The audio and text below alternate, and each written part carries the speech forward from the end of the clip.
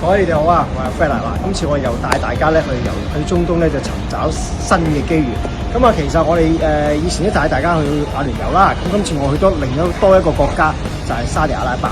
OK， 咁可能好多朋友都未必去過沙地，因為沙地其實都幾神秘一個地方嚟㗎。我哋都係呢幾年先至開放嘅啫。以前咧，其實女性咧係好少可以揸車又或者做嘢。而家咧，女性咧可以揸車啦，可以做嘢啦。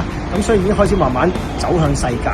咁啊，今年年頭啦，1月頭啦，就啱啱開放埋俾海外買家買樓添。咁相信咧，呢個機遇會更加多。咁我未講沙地之前咧，咁我想同大家講阿聯酋啦。咁我哋另一個主打嘅地方。咁阿聯酋，我相信應該好多朋友都可能去過杜拜或者阿布扎比去玩啦，甚至買個房地產添跟我哋。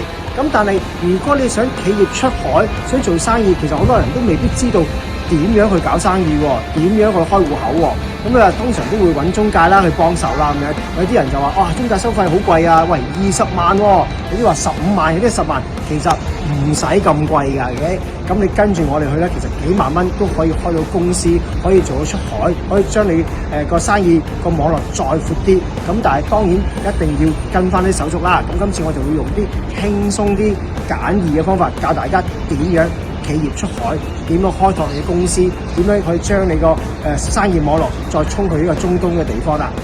跟住我行啦。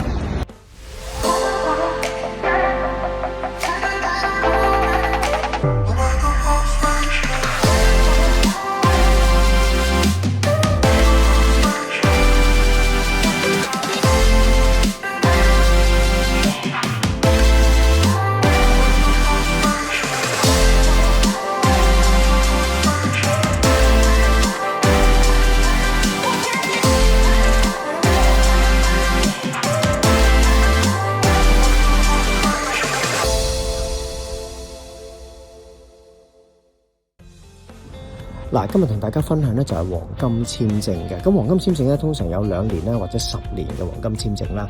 咁啊2年嘅黃金簽證其實都係一個短暫嘅短居嘅黃金簽證啦。咁啊你每半年都要最少入境一次啦，同埋有住址證明先申請嘅。咁啊10年嘅黃金簽證咧就絕大部分都受歡迎多啲嘅，原因就比較方便啲啦，亦都可以定居10年，可以做生意或者讀書嘅朋友都會啱嘅。咁10年嘅黃金簽證咧個門檻其實唔高嘅，最緊要投資咧200萬迪拉姆或以上嘅物業你就已經符合㗎啦，即係大約54萬美金左右到啦。咁你投資咗之後咧，咁你就可以有房地產嘅話，你有房產證啦，就係 title deed 啦，又或者而家留翻你就會喺一啲 department 咧就會攞到個 All Good Number。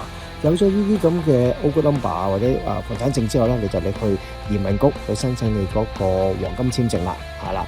咁黃金簽證嘅過程裏邊咧，你都要做下體檢啦，做下指紋啦，做晒呢啲步驟咧，你就會攞到個當地嘅身份證啦 ，Emirates 嘅 ID。